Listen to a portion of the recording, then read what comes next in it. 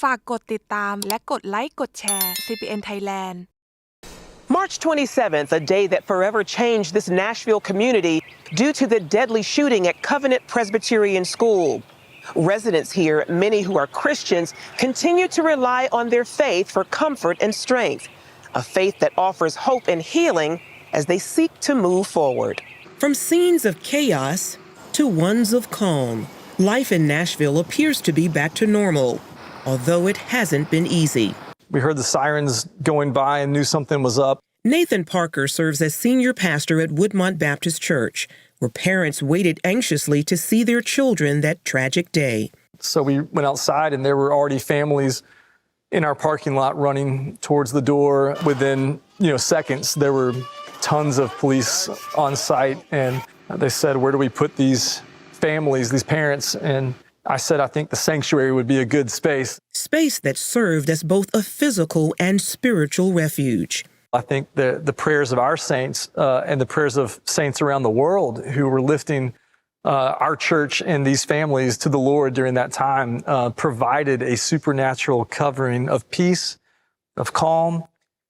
Families, there were some times of grief and some intense mourning, but for the most part, it was very peaceful and calm.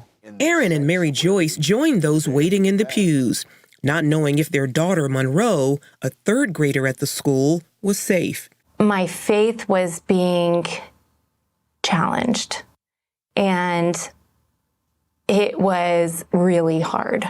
I mean, it almost felt like you're trapped in a nightmare. Once reunited, it would be weeks before the 9-year-old would open up about how she hid from the shooter firing at fellow students. She said, Mommy, I was really still and really quiet. Everyone else was crying, and I was the only one not crying. And I still don't know how she wasn't seen. She saw the shooter, and she saw the gun sticking through their door, just going off. I still don't know what protected her that day, except for God. This violence at a Christian school has shattered this community's illusions of safety. At this point, it can happen anywhere. While grateful to still hold their daughter, the Joyces say seeing the pain of friends who lost children in the shooting has been unbearable. I can't imagine not being able to tuck in my child, or squeeze my child. I would do anything to give that feeling back to my friends. It is a pain shared by Anna Caudle. She had been a longtime friend of Catherine Kuntz, the head of Covenant School, one of the 6 killed that day.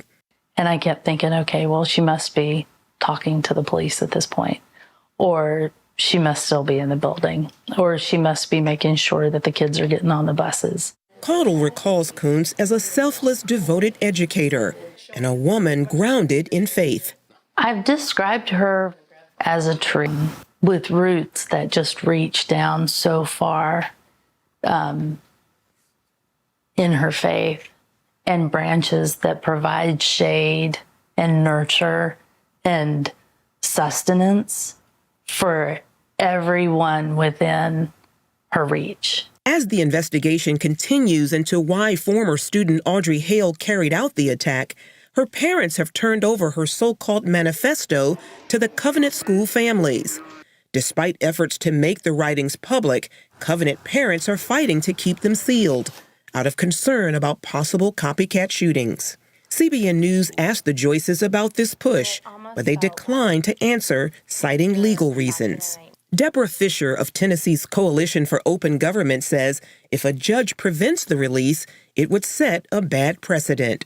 The victims and the school and the church want the court to recognize new law, to create new law in Tennessee that would allow basically a victim's veto over releasing evidence in a crime, or churches or schools or anyone with a property right, their veto. And so we think that that is not the road to go. In the meantime, many are turning to God for answers.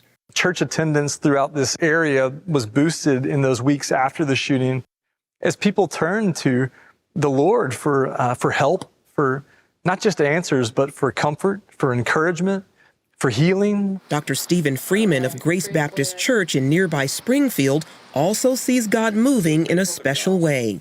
We pray for even the opportunity through something like this tragedy happening, that we can point people to the Lord. Ministry has been extending to the shooter's family. One of the things that stunned me to learn was that the Covenant families had pulled together and paid for the funeral of Audrey Hale, the shooter. A clear example, one of the finest examples of Christian love that I think could ever be expressed. I mean, it's absolutely necessary. It's the point. She was, not raised completely in that community, but she was a part of it for a minute. And unfortunately, through degrees at a time, got completely lost. And I don't think we allow that to sever her parents' need for love. A love Parker says can heal the community and overcome any evil. In this world, we will have tribulation, as Jesus told us, but we can take heart because he has overcome this world. He's overcome all the divisions, all the violence, the injustice, that our hope is in this new heaven, the new earth that he's coming to bring. Charlene Aaron, CBN News, Nashville, Tennessee.